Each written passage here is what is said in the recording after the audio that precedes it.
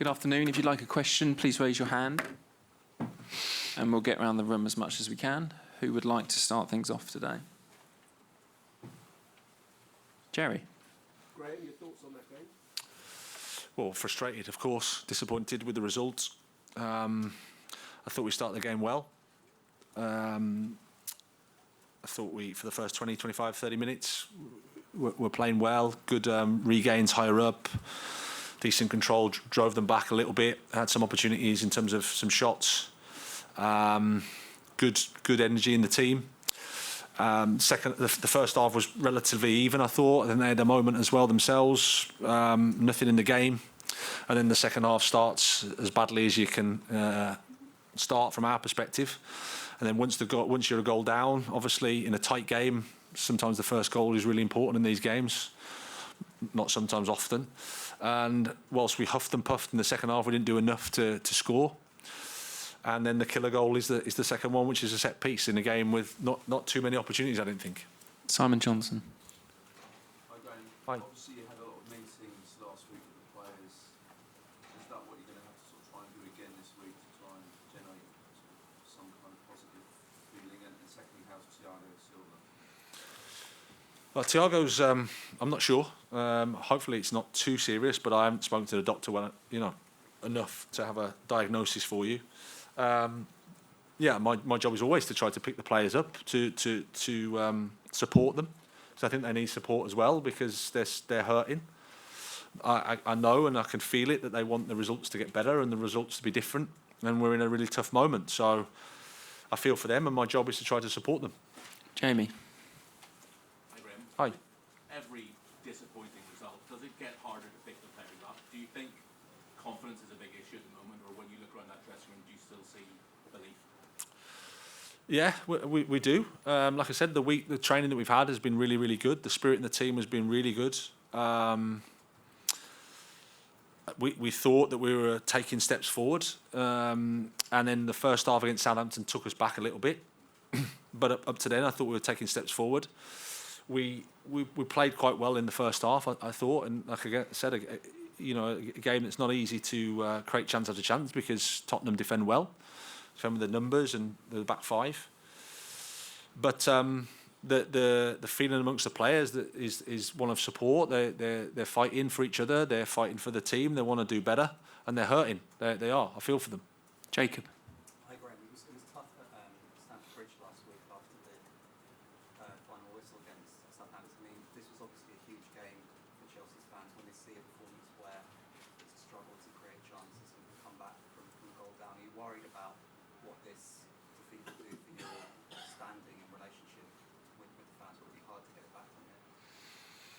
Well, I can't necessarily think too much about 40, 50, 60,000 people. I need to focus on what I can control, which is the next day, the next training session. But our supporters have been, I would say, very fair, and they've supported the team. I have absolutely no complaints with the supporters. They're entitled to be frustrated and upset and angry with the results that we've got. And that's my responsibility. So I have absolutely no complaints with the supporters. Matt Law. It was another 6 changes today. And I appreciate some of it's been forced on you, but every game there's like 4, 5, 6 changes. Do you know your best team at the moment? And is this a problem of trying to create any sort of momentum or gel anything together? Well, I think the fact that there's a third game in a week makes it difficult to keep picking the same 11, Matt. We play in Dortmund on a Wednesday. We return at 4 in the morning, and then we play a Premier League game on a Saturday. There was one change from the Dortmund game today, which is Raheem for Misha. Ruben Loftus-Cheek, for example, Thiago Silva and Reece James are just unable to play against Southampton, and that's just where we're at. I've tried to explain to you many a time about long-term injuries. They're just not able to play 3 games in a week.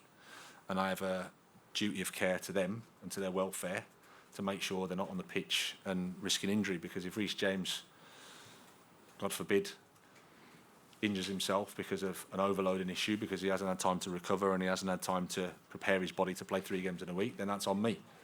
obviously I take the consequences, which is you change the team. But from West Ham to Dortmund to this game, I don't think there's too many changes. Neil Barnett. Two things. First of all, now the perennial questions at the end of the season. No Kovacic, Chalobah, David Fofana, Chukwuemeka, Cucurella in the squad, but any of them injured. And the other thing is, that's 1 goal in 6 games. Why do you think Chelsea outscored?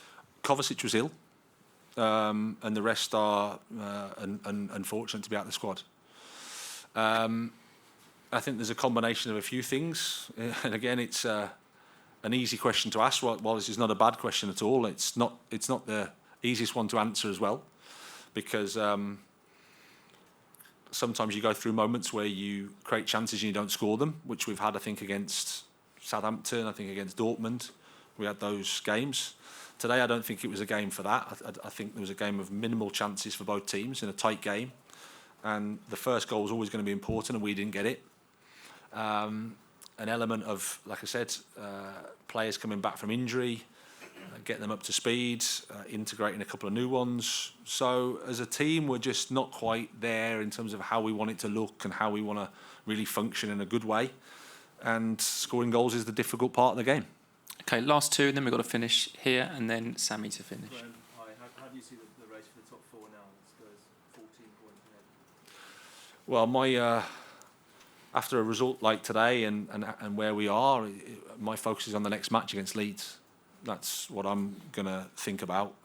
We need to lift the mood, lift the spirits, find a good feeling. Hopefully we can get a nice game and a 3 points, because it's really important for us at this stage. That's where we're at. We can't look at anything other than that. Last question, Sammy.